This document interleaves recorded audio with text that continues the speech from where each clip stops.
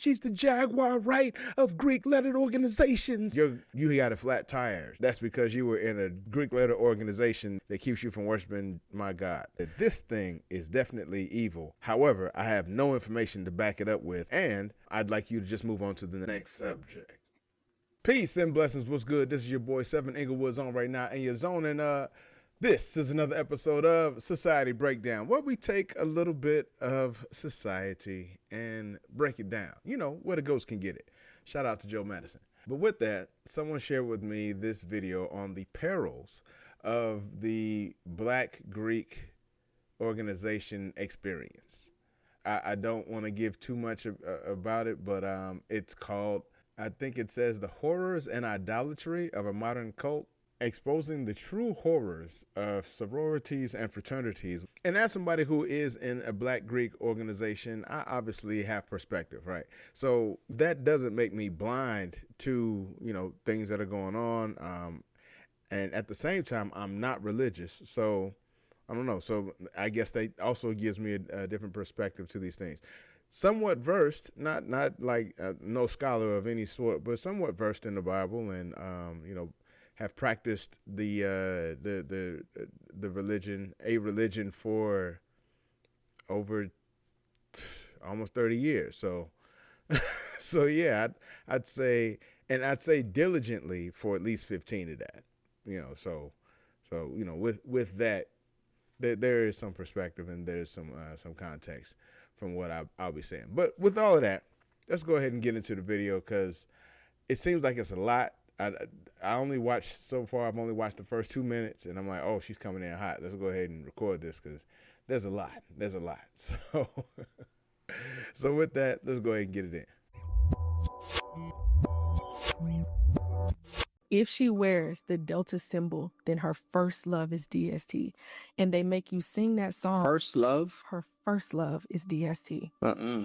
And they make you sing that song at your wedding right after you took your wedding vows. And they're undoing the covenant you just made at the altar. You kneel at the altar, you have your hand on the Bible there, and then you write your name in the book of Delta. And it says that these vows will follow you to the eternal judgment. You are about to take upon yourself vows and covenants in which you will never be able to be freed. In the eternal spirit of truth, pledge my undying love. We say all that. She's giving some information on what took place with regard to her process, I'm guessing, as a member or former member of DST, or Delta Sigma Theta, Sorority Incorporated.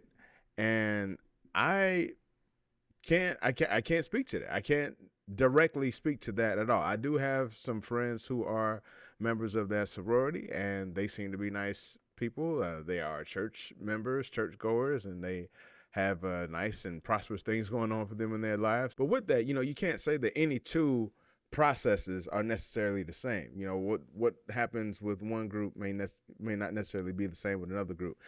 I mean, in general, the overall process should be, I think, the same from person to person, state to state, nationwide and worldwide. But I think, you know, as individuals have their own carte blanche, so to speak, to kind of personalize or customize things as they see fit. I'm sure there would be some deviations along the path, you know, but and that's not to, you know, obviously not to make light of the heinous crimes that have already taken place with regard to several members who have died at the hands of members of Black fraternities. Most notably, the one I can think of is the gentleman Caleb Williams, who passed at Southern University while pledging Q. I mean, so we do know that these things do occur. We know it happens. It's not only in Black fraternities. Unfortunately, it happens across all organizations, it seems. And we say we believe in a spiritual life, but we leave up to the person, the medium, in whichever you want to insert. We say that. This could easily be dispelled. Come out and show the people what you did. I don't want to put the org out. You love them more than God. There is a national process. Every person has to do what I am saying to you. So Okay, so let's kind of pull back from the dramatics a little bit, because you can see that she's talking very impassioned, like, she's trying to sell a story, and she's really talking with a lot of emotion because she wants to make it sound like she's the Jaguar Wright of Greek lettered organizations. that's the way that's the way it's coming across. That's the way it sounded, So just like I was saying, there was a deviation in people's processes to get into these organizations. Sometimes we can see that this. Everyone has their own style and flair when it comes to presenting how they, present the heinousness or the insidious nature of some of these organizations, or however it comes across. And I just want to ask you all, why do you think it is that it seems that every year around springtime, around Black History Month, this sort of content comes out? Why does it seem like every single year, well, at least for the past 5 to 7 years, this sort of activity, this sort of content has been coming out? I look forward to your answers down in those comments below. The underground is what's optional. It's an initiation. You cannot enter into the organization without doing this. Maybe your chapter didn't haze and hit people. And I'm going to say this, like, she's speaking with so much authority as if she knows exactly what happens in every single process for every single organization. Now, again, none of them should be doing any hazing or any sort of heinous activities. However, things happen, and I've already referenced that.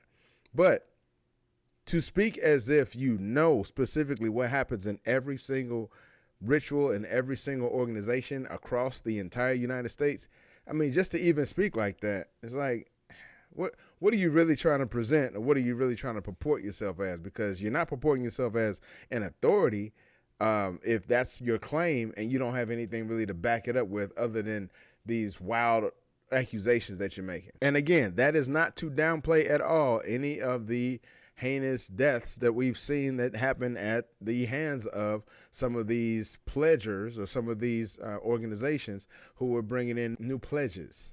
People, everybody did the rituals. That's why I started with those first. Wow. When you go into the chapter meetings, you have to light that red and that white candle in the chapter meeting. You can literally go online and watch Aretha Franklin's funeral. You're going to see them walking down with the red candle, the white candle to defend this stuff. Oh no, do not take God's patience and it's. They have a red and white candle. I thought they had a red and white candle because Aretha Franklin was a Delta. Like, and that's the thing. Like, what does the candle do? What do these things do? What are they actually doing as you participate in them? What are they doing? What are they proving beneficial to these people? Because if they are considered bad in whatever way that I'm sure she's going to detail, if they are considered bad in whatever way she's saying, how are they bad? Can you specifically say that you got a flat tire? That's because you were in a Greek letter organization that keeps you from worshiping my God. like, is that what she's saying? Like, how can you specifically point to one thing and say that this thing is definitely evil? However, I have no information to back it up with, and I'd like you to just move on to the next subject. He is patient because he loves you. He is patient because he is telling you to repent. And you think that I'm going to tell you it's cool for this person to do that and that person not to? May the fear of the Lord grip us, because judgment has entered. And in the same way you took it out on God's child, he's taking it out on yours. So exactly who took it out on God's child? Who took what out on God's child? Are we forgetting the story of the crucifixion? I could have swore there wasn't no Greek letter organizations in the Bible. I'm just saying. I'm just saying. Are we talking about the Romans? The Romans weren't the Greeks. So again, what are you saying, lady? What are you talking about? In my experience, a lot of people like to come out and make these very, very wild claims, and they throw them out like crap at a wall and just trying to see what sticks. And as soon as something sticks, they say, yeah, that's the one. That's it. Everything else was just filler. But that's the thing that I was really trying to get at. I mean, we see it with Jaguar Wright. Why it's only the black organization and it's not the white ones? See, the white ones at least got some sense that when they graduate, you don't see them bring this crap into church. They still wicked and they need to repent. But the white ones don't bring it into the church. Ma'am, have you not heard of Christian nationalism? You think those Christian nationals weren't former frat boys? It's weird. It's really weird how people like to green grass the other side as if there is no insidiousness going on over there when we've already seen it in daily and regular practice. We've seen it. We've seen it in action. So I don't know how you can sit there and act like this side is the bad side, but them over there, they may have been bad, but at least they turned it around and now they getting it right. Why? What are you doing? Like people, in my opinion, and this is just a little bit of 7 cents coming down, but in my 7 cents, I will say people like this who speak in this sort of way about Greek or Black Greek letter organizations specifically tend to be overly Christian, overly hypocritical, but non-Bible readers, and quick to judge other folks for the things that they themselves are probably doing or have already done. That's generally what I see in now I'm not saying that that's necessarily this sister, but I'm saying in general that's what I see that comes from it. And most of them are Trump supporters. Yeah. A lot of them are Trump supporters. So take that for what you will. But yeah, that's usually what I see from a lot who talk with this much passion about things, making these wild and bold claims, backing them up with nothing, and while at the same time making it seem like everything that is against what they're saying is evil. Watch out for folks like that. Talking about you, because that white man ain't gonna be standing next to you when you stand before the Lord. You'll repent if they do, but we don't follow them. We don't follow. You sure? Because you need a white man to come out and say it's wrong in order for you to turn? You trying to come against Black culture. Since when are white deities Black culture anyway? We can't even drink out of a water fountain. You over here learning about Minerva and doing rituals behind the scenes because you want to be in a white organization and show them you could do it better than them. You made up a God in your own image that likes everything that you likes and loves. Wait. Made up a God in your own image who likes the things that you like. Isn't that what everybody basically did? Didn't everybody make up a God in their image? And again, you don't want to get me started on belief systems and all that, but generally, didn't everybody come up with a deity that was in their own form and likeness that they could share, whose story they could share with the people as a means of keeping conduct and somewhat control, spirituality, and a little bit of fear in the masses? Like, isn't that everybody? Like, I'm just saying. So why is it wrong when Black people do it? Not that I'm saying that that's what these Black organizations are even doing in the first place, but I'm just saying, what's wrong with that if it were to happen? Otherwise, we'd be worshiping their gods. And to be quite honest, I mean, not to get off the subject too much, but I mean, who knows? Maybe that's part of our problem right now. Come out and say it's wrong in order for you to turn? You trying to come against Black culture. Since when are white deities Black culture anyway? So I guess she's saying that someone's telling her that she's trying to come against Black culture, and she's saying when are white deities Black culture. And I would say, as a member of Alpha Phi Alpha Fraternity Incorporated, I have no idea what God we supposedly are worshiping, acknowledging, celebrating in any sort of way when we wear our letters, put them on, or go on the stroll and do community service. Like, I have no idea who we're praising when they are saying prayer at our meetings and speaking to God. I have no idea who else, like, what is it? Hades? Is it Prometheus? Like, who is it? Is it Thor?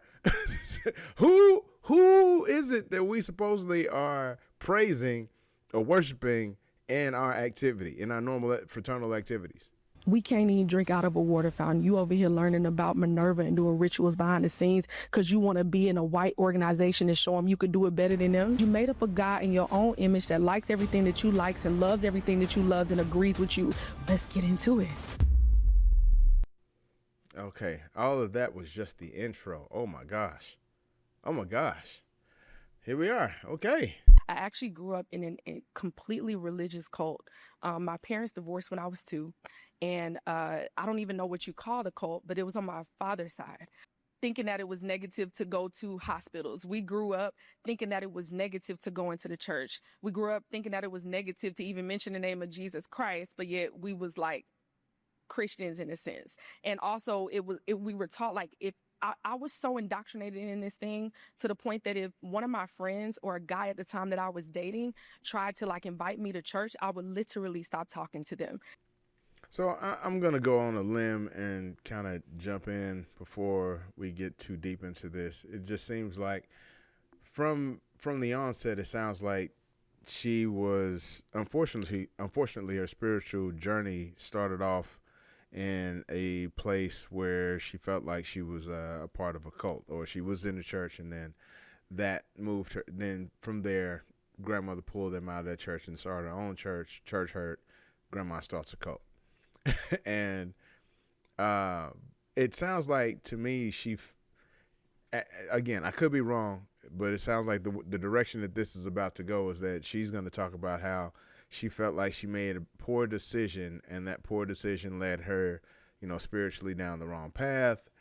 And she felt like once she got into a Greek organization, that it was giving her semblance of that same feeling that she was going down the wrong path and all this stuff.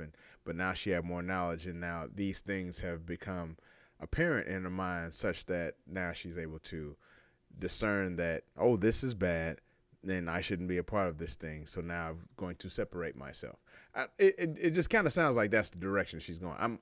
Maybe there's some nuance, but if I'm wrong, I guess we'll see. And so I basically would take that as, okay, no, this is right, because I'm filled up with pride. I'm filled up with this arrogance. And they would also indoctrinate us. If somebody comes up and talks to you about this is how you combat that. And then on my mom's side of the family, we had the Freemasonry. So my grandfather was a Freemason and he was a Shriner. Okay. And my mom was a Delta, went to Spelman. My aunt was a Delta, went to Spelman. My brother is a Q from Morehouse. His wife is a Delta that went to FAMU. My entire family, I grew up and it was Greek. And when I understood the level of what I operated in these organizations, I cannot begin to tell you how horrified I was when the Lord revealed the judgment that would take place. I sat there and I took advantage of 17, 18, and 19-year-old girls. See, my story with this whole Delta Sigma Theta situation, a lot of it has to do with the things that were done to me, but I'm not a victim. So it sounds like she's starting off with regret. Understandably so. She probably participated and made people do things that they had no business doing, and for that she feels some level of remorse. And that's normal. But I say, so I'm of the mindset that I can't speak for everybody. I know I can't speak for everybody, but I know that, because I know that me, in my process, I was able to early on discern what it was that was good and wasn't for what I wanted to do. And even when there were things that I didn't necessarily agree with that were happening in my process, I knew that I didn't have to repeat those things when it came to somebody else coming in, because it's not about things that take place physically as much as it is mentally. But if I'm being honest, I think she's trying to project her guilt or remorse onto everybody. I feel remorseful for what I did, so everybody should feel remorseful for what I did. I brought over 4 lines and I abused 4 lines full of girls. I manipulated them. Everything that I'm supposed to be doing and I'm doing in the body of Christ is what I was supposed to be doing. Oh my gosh. I took advantage of them I'm not sitting here talking about selfish passes and then no, because I was that wicked leader. I had people who wanted to be Deltas just because I was one. just because I was one. I sat there and looked at these girls' moms in their face and told them that I was taking care of their kids, and I was sitting there abusing their children, taking advantage of their children. And I'm blowing the lid off of it. I mean, if we're being fair here, that so far you're only talking about what you did. And congratulations. Hey, good for you to finally come forward, because I believe admission is like the first step. But we're not even doing it because we care. We're doing it because we want to look attractive to the organization. That's how much of an idol this thing was. Wow. It bothers me how when people say it wasn't an idol. If it wasn't an idol for you, you wouldn't have even gone through the even application process, because the level of what you have to do in the application process is insane. Again, she's talking about her own process, and she's applying her. And this is what you have a lot of times with a lot of people when they're talking about their anecdotal or individual experience, and they try to apply that to the mass to make it seem like my experience is everybody's experience. And that's just not always the case. A lot of times, it's absolutely not the case. Most times, it's not the case. That's why it's anecdotal. Can you imagine coming up in the church and your application process looks like you got to sit there, let people haze you, do this packet, have all these qualifications? Last I checked, Jesus takes all. So you coming in the comments wanting to disrespect and coming to church and call the church a cult, but it was cool for you to sit there and discriminate against people who you didn't like and you don't pick them to be online? Did Jesus do that to you?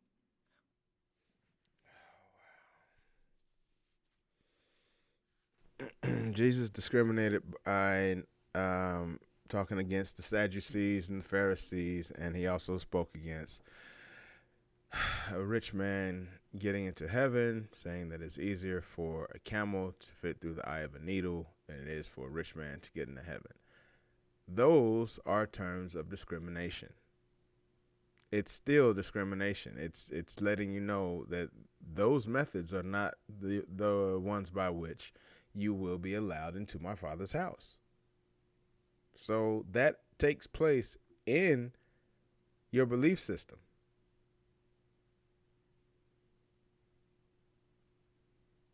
How is it you're able to criminalize your organization while giving your religion carte blanche to do the same thing?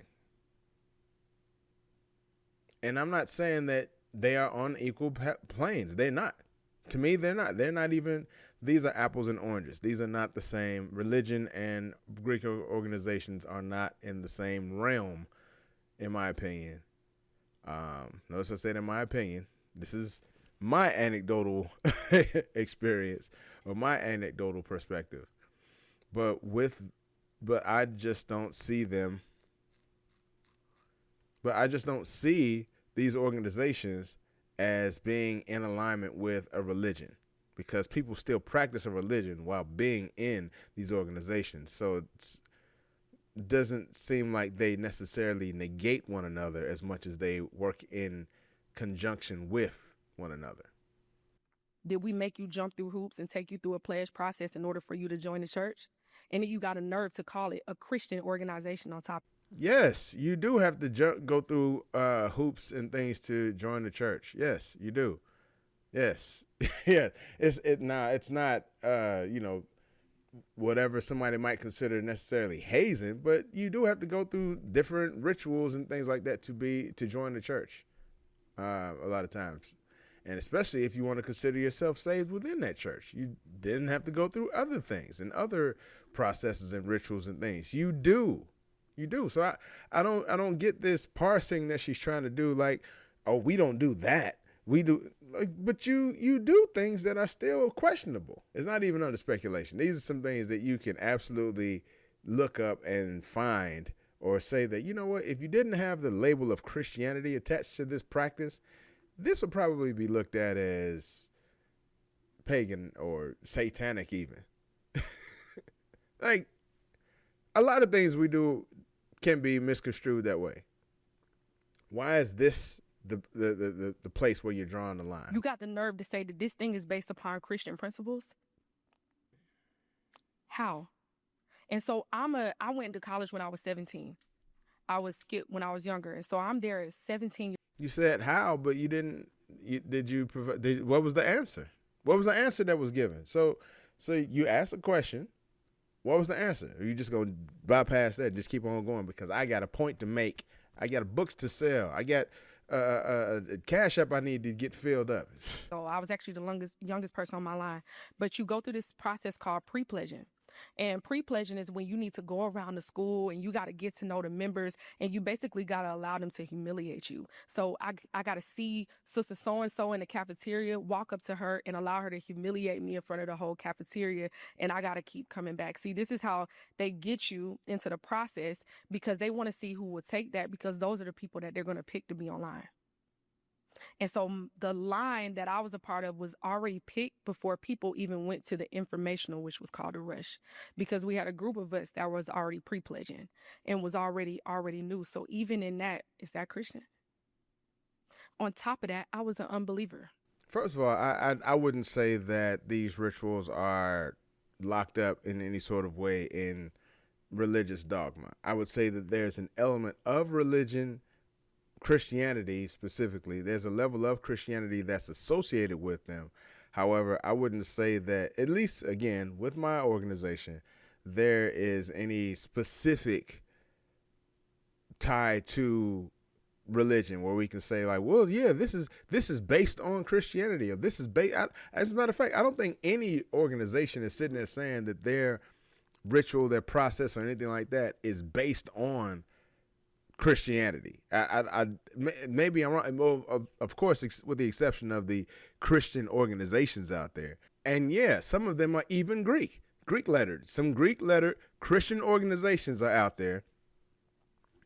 Maybe those are steeped in Christian dogma or something like that. But I don't think the D9 has any official linkage to any religion or any religious dogma. I could be wrong. Let me know down in the comments. But as far as I know, I haven't seen it. So you have to go through all these hoops in order for you to look like a candidate on top of the GPA that you have to have. You have to go through all of this. Now, Jesus went through all of that, so we don't have to.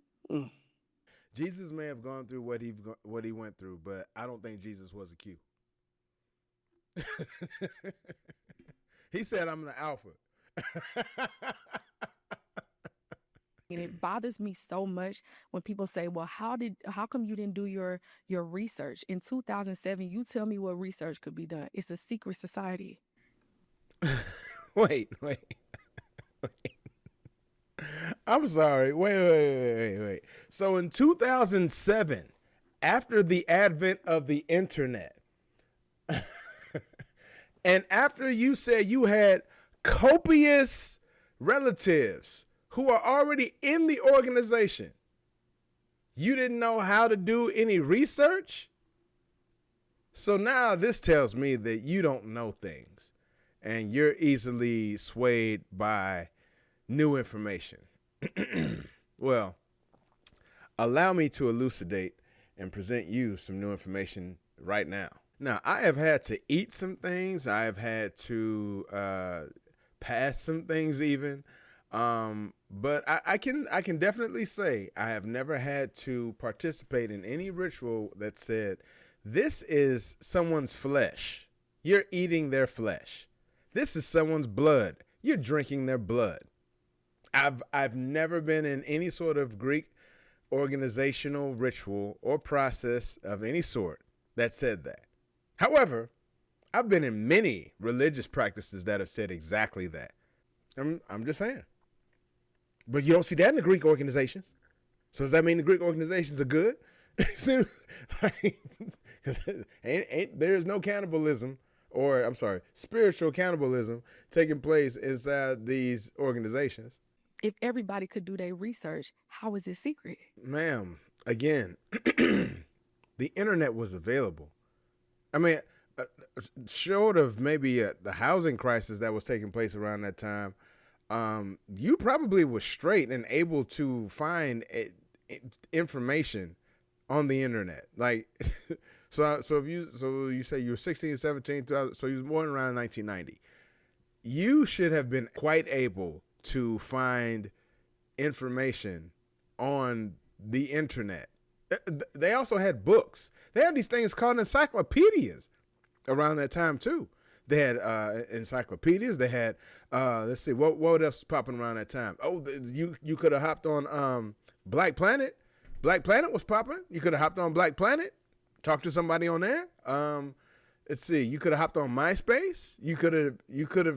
There were ways you could have gone to their Greek lettered organizational web page. Matter of fact, let me see. 12 seconds later. And see, this is why it's important to know things. Because when you know things, or at least when you know how to look up things, you realize, she said in 2007, right? In 2007, it's where you're going to find information. And see, when you talk to people who don't know shit, then they're going to think that what you're saying is profound. Now, she said it was 2007. Where are you going to look up things? How about their websites, right? Alpha Phi Alpha organizational website started in 1996. Alpha Kappa Alpha's organizational website started in 1996. Kappa Alpha Psi's fraternal website started in 1997. The Q started in 97. DST, 97. Phi Beta Sigma, 97. Zeta Phi Beta, 98. Sigma Gamma Rho, 98. And Iota Phi Theta, early 2000s. So all of these are before 2007. So they all had web presence. You were just unaware. Again, and this is while you had a whole family full of deltas. I don't think you're giving the full information. I don't think you're giving the full story, because if people are actually looking at and dissecting what you're saying, it's not making a whole lot of sense. You're saying on one hand, you have a whole bunch of people in your family who are within Greek organizations. Even if they're not in the one that you want to be a part of, you have a whole sloth of people who are within Greek letter organizations, and you didn't decide to pick none of their brains to find out, but you did do enough research to find out what school does the most pledging. So at what point do you take some accountability for what you actually did? Like, okay, sure, you said that you feel bad because you put hands and hurt people, forward lines, and people between the ages 16 and 19 is what you said, right? Okay, so you did that and you did admit to that. Sure, fine. However, space, it seems like there's more to the story. It's just now blowing the lid and using members to show you what happens behind the scenes. You telling me that we could have Googled all of this before? No. Yes, you absolutely could have Googled this. Yes. Oh, you cannot. Yes. That's how these people was able to finagle themselves into the church. People are able to finagle their ways into the church because the church doesn't do any due diligence. That's how. People can get into the church like it ain't nothing because people don't do any due diligence. They are so glad that you came in Jesus' name. They just want to have some faces in the audience and some asses in the seats. It's just craziness how this woman is trying to purport herself as now in the space of truth and authority, while at the same time giving us bullshit. I'm sorry, she just is. I was really trying not to cuss in this. If everybody could do their research, how is it secret? Jesus is just now blowing the lid and using members to show you what happens behind the scenes.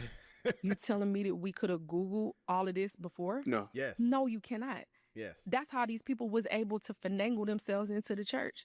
Because on the surface, all we're able to display is community service and strolling. That's it. We're not able to talk about the stuff. Wait. So she's saying initially, I guess you were saying initially that's all you could show. But now that people are in the organization, now they can reveal. You don't think people was talking about the organizations back in the 90s? You don't think people was talking about it? I went to school with a young lady whose brother died pledging Kappa.